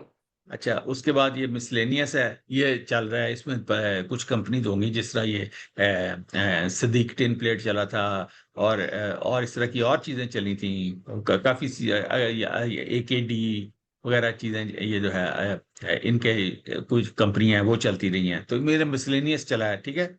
और ठीक। शिफा चला है, वो भी मिसलेनियस के अंदर है। हम्म। और ये सिंथेटिक रेयॉन बिल्कुल नहीं चला। तो यानी कि ये आप देख लें, मैंने आपको बता दिया कि इस वक्त कौन से सेक्टर्स चल रहे हैं और कौन से नहीं चल रहे। ये लोगों को चाहिए कि जब ये आप मेरा ये अब ये देख रहे होते हैं ना, तो अपनी कॉपी पेंसिल पास रखा करें, ताकि वो फिर ये तो अदरवाइज आप जुबानी ये चीजें याद नहीं रख सकते। कि मार्केट को जब आपने स्टडी करना होता है, तो आप 3, 4, 5 जावियों से स्टडी कर रहे होते हैं। तो उसमें ये होता है कि अब ये देखें, ये इंडेक्स आ गया, ये देखें। अब आप इसमें अंदर आ जाएं। अब आप ये इसमें हम एक हफ्ता देख लेते हैं, एक 1 वीक देख लेते हैं क्या है कंपनी से। देखें, अब ये देखें, जो एक हफ्ते में परफॉर्मेंस किसकी है, यूनिलीवर की है। यूनिलीवर। ठीक है। उसके बाद नेस्ले की है। अब मुझे बताएं, यूनिलीवर, नेस्ले, कोलगेट, इसमें कौन वो काम तो करता है, बताएं मुझे। कोई नहीं करता। तो अब आप खुद ही बता दें, आपकी हंसी बता रही है, तेरी हंसी बता रही है सारी दुनिया का अफसाना। ठीक है। अब ये एटलस होंडा है। 3 शेयर देख लो पूरे हफ्ते से जड़े चले ना, बाकी तो किसी की कोई औकात ही नहीं है। फातिमा है, स्टैंडर्ड चार्टर्ड है, इंडस है, ईफर्ट है, ईपीएल है। ठीक है। ठीक है ना। लेकिन तो ये अब ये अच्छा, वो जो बाकी जो जो नीचे हैं, आप वो सोचे एफएफसी, यूबीएल, ओजीडीसी, इन्होंने सब ने टॉप लगा लिया, और ये नीचे नीचे फिर रहे हैं। ये यूबीएल ने भी टॉप तो लगा लिया इनमें हुआ है, एफएफसी ने। इन इन इनमें हमें जगह तो मिलेगी, जैसे आपने अभी हमें बताया था कि जो टॉप लगा लेते हैं फिर वो थोड़ा सा करेक्ट होकर 15-20% वहां पे रूम ढूंढते हैं, थोड़ा कंसोलिडेट भी होते हैं। तो अभी फॉर एग्जांपल अगर कोई कंपनी ने टॉप लगाया और वो वापस नीचे आना शुरू हुई है, तो कितना रूम हमें मिल सकता है कि वो वापस ऊपर जाए? कौन पांच सी से कंपनी आपको दस ऐसे? परसेंट 5 से 10% 5 से 10? का रूम मिलेगा। और कौन सी कंपनीज में है अभी अब रूम ये जिसमें 5? नहीं, अब ये एफएफसी रूम क्रिएट कर रहे हैं। ठीक है, क्रिएट कर रहा है ठीक अभी। है ना। अब बिल्कुल ठीक है। ये अगर इसे देखें, अब एफएफसी का मैं आपको अभी बता देता हूँ। अगर तो इसने दिया 8 रुपए का डिविडेंड, तो फिर तो ये 10% और नीचे को जाएगा। ठीक है। और अगर इसने दे दिया 12 रुपए का डिविडेंड, तो ये 5% और ऊपर चला जाएगा पिछले हाई से। ठीक है। ठीक है। इस तरह ठीक है। करके हम तकरीबन कैलकुलेट कर रहे होते हैं कि क्या होगा। ये यूबीएल है, ये अभी इसको करेक्ट कर रहा है, इसने हालांकि डिविडेंड अनाउंस कर दिया हुआ है। ये अभी इसको अभी एक्स हुआ हुआ है। ठीक है। लेकिन अभी जब इसकी ये क्रेडिट हो जाएगा इसका जो है, तो और ये इसके बाद अब सितंबर का रिजल्ट आएगा, तो उसके बाद ये करेक्ट करेगा। मैं आपको अभी बता रहा हूँ, यूबीएल एक करेक्शन करेगा 15, 20, 25% की आफ्टर सितंबर रिजल्ट। ठीक है। फिर ठीक रूम है। क्रिएट होगा। हाँ, फिर रूम क्रिएट होगा। या अब ये ओजीडीसी वगैरह, तो ये रूम ऑयल की प्राइसेस के हिसाब से और सर्कुलर डेट की खबरों के हिसाब से इसमें रूम क्रिएट होता रहता है। ऑयल सेक्टर सारा का सारा न्यूज ड्रिवन है, मैंने आपको आगे बताया। अगर तो इसका हम्म। हमें सर्कुलर डेट का जो इशू है वो मामला हल होता हुआ नजर आ गया, तो इसके अंदर छलांगें लगती हैं। और अगर वो नहीं होता, तो फिर उसमें प्रॉब्लम पड़ती है। यही हाल जो पीएसओ और एसएनजीपी का है, यही हाल ओजीडीसी पीपीएल का है। ओजीडीसी और पीपीएल का है। माड़ी मेरे हिसाब से पहले भी, अगर तो माड़ी के अंदर कोई एकदम खबर आए कि इसने रेकोडिक के अंदर इसको सोना की तलाश में गए थे, तो एकदम कोहिनूर का हीरा मिल गया, तो वो तो फिर 1000, 1200, 1500 पे जा छलांग मारेगा। तो अगर ये पता चला कोहिनूर कि के उसको हीरे के बाद पत्थर सिर्फ मिले, 1200? नहीं, है कोहिनूर के हीरे के बाद भी सिर्फ 1200? वो बहुत बड़ी कंपनी है ना यार। तो मतलब है कि उसमें अब ये है कि ये अगर पता चला कि पत्थर मिले हैं रेकोर्डिक में इसको, तो फिर ये अपनी असल प्राइस पे वापस आएगा, क्योंकि इसकी ये जो 900 रुपए वाली प्राइस थी वो बहुत ज्यादा ओवर प्राइस था। ये इसकी मैंने आपको हमेशा क्या करता हूँ कि इसके अगर हम फंडामेंटली देखें, तो जो कुछ इसकी बुक्स के अंदर है, तो वो इसकी जो प्राइस है वो 500, 350 से 500, 525 के दरमियान होनी चाहिए, उस बोनस के बाद जो किसने दिया हुआ है।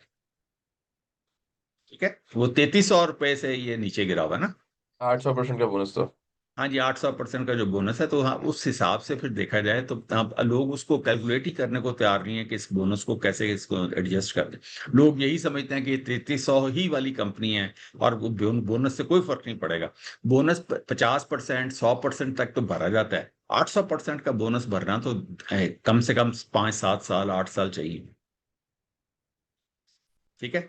तो ये है ठीक कि है। आपको ये मैंने बताना था कि ये आपका देखें कि ये टोटल है। अच्छा, अब ये सेक्टर्स देख लेते हैं आप, कौन से चले। अब ये देखें, ये जो सेक्टर है ये फूड, वही यूनिलीवर और नेस्ले का वजह से ये हम्म, फूड सेक्टर चला हुआ वजह से चले। है एक हफ्ते में। ठीक है।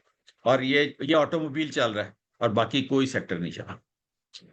सो अब ये दो पिछले हफ्ते में सिर्फ एक ये फूड सेक्टर यूनिलीवर और ये GHNIG है, अभी तक साजियो तो चला कुछ नहीं है। ज्यादा ठीक है। कोई कोई यानी अच्छा। अभी परफॉर्मिंग सेक्टर कंपनी नजर नहीं आ रही, तो इस तरह की मार्केट में हाँ, स्ट्रैटेजी भी कमर्शियल क्या होनी बैंक चाहिए, से किस ये तरह देख काम लें, करें? एक हफ्ते में कमर्शियल कमर्शियल बैंक्स में बैंक्स कम है। फर्टिलाइजर में काम और करें। फ- नहीं, ये गिरे हैं हम्म मैं क्योंकि वैसे पूछ रहा हूँ इन्होंने कि टॉप लगा इन लिया दो हुआ है। सेक्टर्स, हाँ, और इन दो सेक्टर्स को हमने चलते हुए देखा हुआ भी है। तो अभी नहीं चले, थोड़ा रुके हुए हैं, लेकिन हमने 12 दिन को देखा है। तो अब अगर मैं आपके पास ये सवाल रखूं कि अब आपके सामने पूरी मार्केट है, पूरा नक्शा है, आपको ये भी पता है कि कौन से सेक्टर्स इंडेक्स को बीट कर रहे हैं, कौन से सेक्टर्स रूम क्रिएट कर रहे हैं, कि इनके सितंबर क्लोजिंग के बाद आपको रूम बनता हुआ नजर आता है। एंड देन कंसिडरिंग सितंबर का एवरीथिंग ये तो अभी इन्होंने करेक्ट करना है ना यार, ये करना है। जी सितंबर जी। क्लोजिंग के ये करे। अभी जी जी, मैं मैं वही कह लोगों रहा को हूँ। कहूँ कि आप ये खरीद लें तो मर हम्म, जाएंगे। जी जी। नहीं नहीं, मैं वही कह रहा हूँ कि ये सारी चीजें सामने रखते हुए कि अगर फॉर एग्जाम्पल सितंबर क्लोजिंग के बाद इसमें रूम बनता हुआ नजर आएगा, भाई आ नहीं रहा, जी। मैं ये कह रहा हूँ। और मैं कह रहा हूँ कि ये सब हाँ चीजें जी। अगर आप सामने रखते हैं तो फिर आपकी स्ट्रैटेजी क्या होगी मार्केट में काम करने के लिए? आप किन किन मैं कंपनीज को दोबारा देखेंगे कि इन्हीं सेक्टर के अंदर मैं दोबारा जाऊंगा, कमर्शियल बैंक्स और फर्टिलाइजर में। जब उसमें रूम क्रिएट होगा, राइट? हाँ जी, और फार्मा के अंदर जाऊंगा। ओके। ये एक दफा मुझे इनमें रूम क्रिएट हो लेने देना, मतलब इन्होंने टॉप लगाए हुए हैं, ठीक इनको है। आप करेक्ट करने दें। लगा। और ये सब मैं यानी आपको बार बार कह रहा हूँ कि अपनी कॉपी पेंसिल में नोट कर कि सितंबर में ये शुरू हो जाएंगे करेक्ट करना। और अगर मैं इस तरह बोलूं जो कि अभी ये जो स्ट्रैटेजी। मर्जी जी जी। जो मर्जी खबर आ जाए, हम्म, पाकिस्तान चांद पे भी पहुंच जाएगा, तो ये हम्म, सितंबर के बाद करेक्शन होती है, जो कि ये दिसंबर तक, जनवरी तक चलती है। और उसमें उसी के दौरान एकुमुलेशन, करेक्शन का मतलब है accumulation, buy on hmm, dip होता है ना। बिल्कुल बाय ऑन डिप। तो जब डिप हो रहा होगा तो अच्छी कंपनियों में बाइंग शुरू हो जाएगी। ठीक है। और अगर मैं ये बोलूं कि अभी एक वेट करने की स्ट्रैटेजी को सामने रखा जाए अंटिल दे करेक्ट। बिल्कुल, इस वक्त अपना कैश मत फसाएं इनमें। बिल्कुल सही है। बिल्कुल ठीक है। जो पुराने बिल्कुल ठीक है। होल्डर्स हैं वो अपनी होल्डिंग जारी रखें। और अगर उन्होंने जो भी ऑन द टॉप जो है, अगर उन्होंने एग्जिट करना है, तो उनके पास एक एग्जिट इंडिकेटर या एग्जिट मूविंग एवरेज होनी चाहिए, जो कि एग्जिट मूविंग एवरेज मेरे हिसाब से 5 EMA या 9 EMA होती है मैक्सिमम। ठीक। और जो एग्जिट इंडिकेटर होता है वो 5/1 होता है, सुपर ट्रेंड। और या जो डॉनशन चैनल 5 होता है वो आपको एग्जिट का बताता है कि भाई बस निकल जाओ, बस ठीक है, ये यहाँ ये टॉप लगना था, लग गया, ये आपका टॉप का तकरीबन है। टॉप पे अगर आप 60 से 75% तक अगर आप कमाई कर लेते हैं तो इनफ है यार। हम्म। ये मतलब है कि ठीक है। 100% तो कोई भी नहीं कमा सकता। ना बिल्कुल। बिल्कुल ही कोई टॉप पे निकलता है, ना ही कोई बॉटम पे बिल्कुल आता है। तो मतलब कि बीच बीच में ही रहते हैं ना, तो to be on safer side. तो ये है सारा बिल्कुल ठीक सिलसिला। है। अच्छा, अब हम और आगे आ जाते हैं, देख लेते हैं और क्या सिचुएशन है।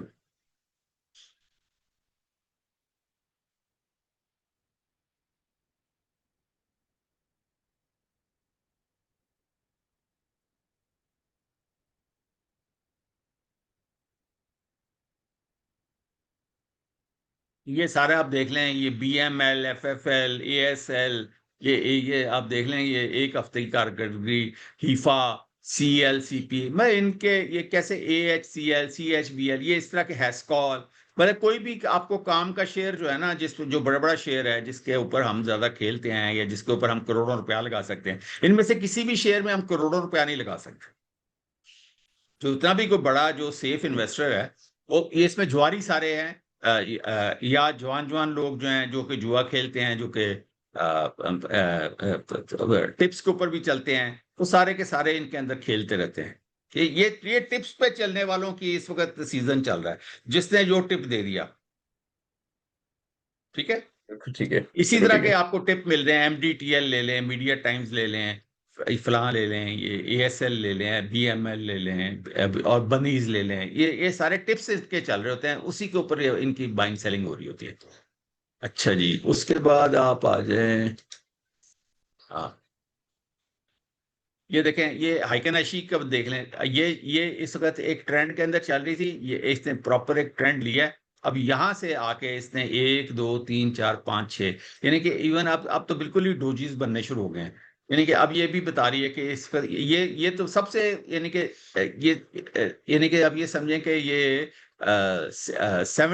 75% के करीब आके ये रिएक्ट करना शुरू करती है और आपको बताती है कि इस वक्त ट्रेंड खत्म हुआ, यानी कि ये इंतजार करती है नॉर्मल कैंडल्स का 75% तक कि शायद करेक्शन आ जाए, शायद ठीक हो जाए, शायद ठीक हो जाए। तो यहाँ पे आके अब इसने भी अपना साथ छोड़ दिया और ये इस तरह के अजीब सी फ्लैट डोजेस हो गई है। बनानी शुरू कर दी, हम्म। फ्लैट हो गई। तो ये नहीं कि ये भी बता रही है कि भाई ये मार्केट का फिलहाल इस सिचुएशन में टॉप है, अगर ये इंटरेस्ट रेट सेम रहा और अनचेंज रहा तो अब ये यही इसका टॉप है, और अभी यहाँ पे ये इसी तरह साइडवेज चलेगी टिल सितंबर। करेक्शन, करेक्शन सितंबर में आनी है। ये बिल्कुल जो सही। है सितंबर, क्यों सितंबर से पहले क्यों नहीं आ सकती, क्योंकि अभी फर्टिलाइजर और बैंक्स के फिर डिविडेंड आएंगे सितंबर। हाँ, बिल्कुल ठीक है। और यही दो मेन सेक्टर्स हैं जो कि मार्केट को ऊपर उठा के रखते हैं, फर्टिलाइजर और बैंक्स, क्योंकि इनका वेट ज्यादा है, ठीक है। अच्छा, बिल्कुल उसके सही है। बाद आप इसमें भला अल्लाह भला करे, ये देखें, ये लाइन चार्ट है, ये भी देखें, ये भी अब ये यहाँ पे ये यूं चल रहा था और अब ये इस तरह करके ये भी साइडवेज हो गया। तो ये है सारा सूरत हाल भी अब मार्केट की। आप बताइए, आप बताएं क्या क्वेश्चन है। हाँ, ठीक है डॉक्टर साहब, नहीं क्वेश्चन काफी क्लियर हो गए, ये क्लैरिटी तो एटलीस्ट हमें मिल गई कि इस वक्त कैश इज द किंग। मोहतात होके, अगेन वो वाली बात है ना कि हर दिन शायद मार्केट में काम करने वाला नहीं होता, कुछ जगहों पे आपको ऑब्जर्व करना होता है, कुछ इवेंट्स को मॉनिटर करना होता है, जैसे आपने मॉनेटरी पॉलिसी का डिस्कशन किया। अगेन रिजल्ट सीजन में बैंक्स एंड फर्टिलाइजर, अगर मैं इसको सम अप भी करूं पूरी डिस्कशन को, तो बैंक्स एंड फर्टिलाइजर टॉप लगाने के बाद नीचे भी आपको 15-20% का रूम देंगे, और जब वो सितंबर में देंगे फिर अगेन जो हम एक्यूमुलेशन स्टेज की बात करते हैं, सस्ते में आप लें, बाइंग ऑन डिप करें, अंटिल देन मोहतात रह के करेंगे, क्योंकि अभी तक कोई सेक्टर बाजाहिर चल नहीं रहा, और जो चल रहा है वो सिर्फ फर्टिलाइजर और बैंक्स हैं। कंपनीज भी अगर हम सिंगल आउट करते हैं तो कोई वो वाली कंपनीज नहीं है जिसमें एक बड़ा इन्वेस्टर या एक पुरानी पुरानी कंपनीज, फंडामेंटली स्ट्रॉन्ग कंपनीज चल रही हो। कोई नई कंपनी अचानक से सामने आ जाती है जिसको शायद 1 साल पहले कोई जानता ना हो, और वो चलने लग जाती है। सो आई थिंक इन्वेस्टर भी थोड़ा मोहतात होकर ही पैसा इन्वेस्ट कर रहा है, ओनली बिकॉज कि अभी साइडवेज है मार्केट, ठंडी हुई भी है, आगे क्या एंटिसिपेशन करनी है। तो आई थिंक मैंने सही समझ किया डॉक्टर साहब, यही सब चीजें करनी चाहिए। जो सबसे इम्पोर्टेंट बात मैंने आपको बतानी है कि मार्केट के अंदर हर किस्म का एज ग्रुप का बंदा शामिल होता है। हर दुनिया की हम्म, हर जो इक्विटी बिल्कुल। मार्केट होती है, उसमें हर तरह का बंदा शामिल होता है। उसमें जो 25 से लेके तो 35 साल का जो बंदा है, उसका बिहेवियर डिफरेंट होता है। हम्म, और 35 साल से लेके तो 50 साल तक वाले का बिहेवियर डिफरेंट होता है, ठीक है। ये जो 25 से 35 वाला है ना, ये तो टोटल सिक्सर की उम्मीद में आता है कि वो एक शॉर्टकट चाहता है और छक्का मारना चाहता है और वो करोड़ों रुपया कमाना चाहता है चंद हफ्तों में। तो उस सिलसिले में वो इसका जो रिस्क टू रिवॉर्ड रेशो है और रिस्क एपिटाइट इसकी बहुत हाई होती है। वो कहता है सब कुछ डूब भी जाए तो कोई बात नहीं। वो इधर उधर से पैसा पकड़ता है, उधार का पैसा भी पकड़ता है, बाप का पैसा भी पकड़ता है और डुबोता जाता है। ये 25 से 35 साल के लोग हैं। बार बार पैसा डुबोते हैं, कोई बात नहीं, लेकिन है कि ये छक्का मारने की कोशिश जरूर करते हैं कि शायद हमारी किस्मत बदली है। 35 से जो 50 साल तक के लोग हैं, वो उसमें आधा आधा रकम वो छिकों के लिए होती है और आधी वो कोशिश करते हैं कि शायद यार हमारा जो, अगर कुछ ना हुआ तो कम से कम हम ये इन्वेस्टमेंट पॉलिसी पे चलें, कुछ ना कुछ शायद बाची जाए। जो अकल में आई, ये अकलमंद लोगों की बात कर रहा हूँ मैं। बेवकूफों के लिए तो कोई जगह नहीं होती दुनिया में। उनके उनसे तो मैं मुखातिब भी नहीं हूँ। मैं तो आम यानी कि नॉर्मल हालात की बात कर रहा हूँ। 50 से लेके अब टूवर्ड्स ऑनवर्ड जिस तरह के मैं हूँ, मैं मेरे अब ये हिम्मत नहीं है कि मैं उल्टी सीधी चीजों में किसी बड़ी इन्वेस्टमेंट में करूं, और जिसके कोई किताबें ना हो, किसी कोई फंडामेंटल्स ना हो, जिसका कोई एतबार ना हो, जिसके ऑडिटर्स अच्छे ना हो, मैं उसके अंदर पैसा लगा दूं और मैं उसके इंतजार में छक्के के इंतजार में बैठा रहूं।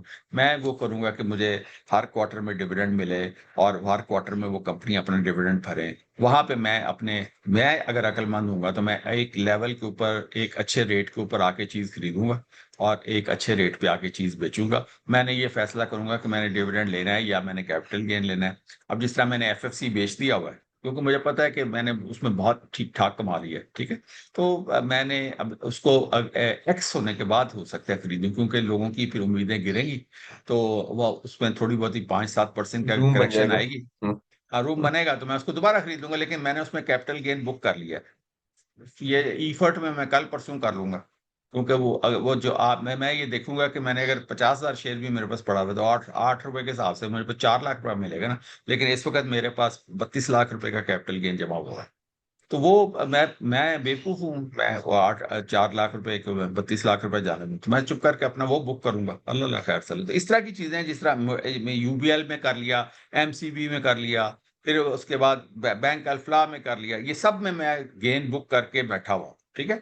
और बहुत नॉमिनल क्वांटिटीज छोड़ी हुई हैं। किसी ने 5,000 छोड़ दिया, किसी ने 4,000 छोड़ दिया, ताकि अगर कोई एकदम ग्रीन होना शुरू हो जाए तो मैं देखूं तो सही ना कि यार ये क्या हुआ, ये एकदम ग्रीन क्यों होना ट्रेंड शुरू हो पकड़ गया। सकें या रीजन पकड़ सकें, बिल्कुल हाँ सही है। हाँ, तो वो हम पकड़ लेंगे। तो एक दिन में कोई देखें, जो इंपॉर्टेंट चीज ये होती है कि एक क्यामत नहीं टह जाती। जो अच्छा शेयर है वो एक दिन थोड़ी चलता है कि आज नहीं खरीदा गया तो मैं मर गया।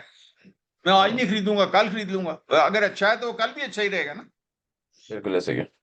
हाँ, तो बिल्कुल वो ठीक है। ये जो फियर ऑफ मिसिंग आउट है, जितनी देर तक आप ये नहीं छोड़ेंगे कि भाई कोई बात नहीं, आज देख लेंगे, शाम को मार्केट क्लोज होती है, किस शेयर के अंदर मूवमेंट आई है। अब सारे दिन में आपको पता है कि एक इतना हाई लगता है, अब अजीबोगरीब कैंडल्स भी बन रही है, आपने देखा ही है उनकी विक्स का, एक जमीन पे होती है और एक आसमान पे होती है, हम्म, और वो बीच में डोजी बना होता है। तो वो तो कहीं पे भी आप खरीद लेंगे तो मरे हुए हैं उसमें। बिल्कुल सही है। तो नहीं, वो तो अजीब अजीब गेम्स हो रही है मार्केट में, तो उसके अंदर हम किस तरह फंस सकते हैं। बिल्कुल, और उससे मोहतात रहना भी जरूरी है। एंड मैं अपने हाँ, व्यूअर्स तो को जो दुआ करते हुए अपना। मेरी एज ग्रुप है वो मोहतात प्ले करेगा। हम कैश के ऊपर रहेंगे, हम मौके का इंतजार करेंगे, ठीक है। और ये जो मैं जो दरमियानी एज वाले हैं वो आधा छक्का मारेंगे और आधा मुतात रहेंगे। और जो जेन जी आप जैसे जो लोग हैं, हम वो अच्छा, हम कहाँ जल्दी खुला सर। खाएंगे, हम नहीं खुला उम्र खाएंगे, खुला नहीं, नहाएंगे। हमारी उम्र नहीं है सर जितनी वाली, ये हमसे छोटे वाले होंगे। बट वो डेफिनेटली एक्सपीरियंस करेंगे। और मैं अपने व्यूअर्स को बताना चलूँ, अगर आपने यहाँ तक शो देखा है तो आप सबके लिए गुड न्यूज़ ये है कि डॉक्टर साहब का जो ग्रुप है वो हाफ यानी 50% ऑफ पे, आप ये समझे कि आधी कीमत पे जो दंगल देखते हैं उनके लिए अवेलेबल है। आपने दंगल 50 के नाम से व्हाट्सएप करना है 0336 4444 088 पे। अगर आपने यहाँ तक शो सुना है पूरा, आपको बहुत मजा आया, अपने कमेंट्स हमें आगे भी कीजिएगा। डॉक्टर साहब के ग्रुप में होता क्या है, मैं आप लोगों को थोड़ा सा वो ब्रीफ कर देता हूँ। अच्छा, बहुत सारे लोग जब सवाल पूछते हैं ना तो उनको शायद लगता है कि ये कोई बाय सेल नहीं होती। ये एक बेसिकली लर्निंग ग्रुप है, जहाँ पे अगर आपको टेक्निकल्स की अंडरस्टैंडिंग है, आपको टेक्निकल चार्ट समझ आते हैं, तो डॉक्टर साहब अपने चार्ट शेयर करते हैं, उसके ऊपर एक एनालिसिस पोस्ट करते हैं। फिर समझाते हैं कि उन्होंने रीडिंग किस तरह की, क्या रीजन था इसके पीछे। फॉर एग्जाम्पल जैसे डॉक्टर साहब टॉन्शन चैनल की बात करते हैं, बुलिंजर्स बैंड की बात करते हैं, चैनल की बात करते हैं, सपोर्ट रेजिस्टेंस की बात करते हैं, फिबोनाची की बात करते हैं। मल्टीपल स्ट्रैटेजीज हो सकती हैं, हर एक इंडिकेटर पे मल्टीपल स्ट्रैटेजी होगी। एग्जिट की जब बात करते हैं, एंट्री की बात करते हैं, वॉल्यूम्स क्या बता रहे हैं, तो वो सब चीजें डॉक्टर साहब अपने एनालिसिस रखते हैं। फिर जो वॉलंटियर्स हैं, जो मेंबर्स हैं, जो स्टूडेंट्स हैं, वो भी अपने एनालिसिस वहां पे लिखते हैं, चार्ट के थ्रू बताते हैं कि ये इसकी एक पॉसिबल रेंज हो सकती है, यहाँ पे शेयर अगर गिर रहा है तो संभल सकता है, यहाँ पे ये रेजिस्टेंस को तोड़ सकता है, या इसके ऊपर ये मूव बन सकता है। तो एक hold and hold I would say कि एक डिस्कशन होता है जो बहुत हेल्दी टेक्निकल डिस्कशन होता है। और आप इंडेक्स हो, कोई कंपनी हो, उसके ऊपर एक पूरा भरपूर एनालिसिस लेते हैं, फिर डॉक्टर साहब उसको पूरा कंपाइल करके सम अप करते हैं कि अब इस सब बातों से अखज़ क्या किया हमने। तो अगर आपकी टेक्निकल अंडरस्टैंडिंग है, आपको टेक्निकल चार्ट समझ आते हैं, तो आप व्हाट्सएप करें 0336 4444 088 पर। दंगल 50 के नाम से पूरे साल की सब्सक्रिप्शन जो है वो ₹50 ऑफ पर है, आपने व्हाट्सएप करना है इस नंबर पे एंड आप उस ग्रुप का हिस्सा बन सकते हैं। Thank you so much doctor साहब जॉइन करने के लिए, बहुत कुछ सिखाने के लिए, बताने के लिए और सबको अवेयरनेस देने के लिए। अगले शो में इंशाल्लाह मोहम्मद सुफ़ियान ही होस्ट करेंगे, तब तक के लिए मुझे और डॉक्टर साहब को इजाज़त दीजिए। अल्लाह हाफ़िज़। अल्लाह हाफिज।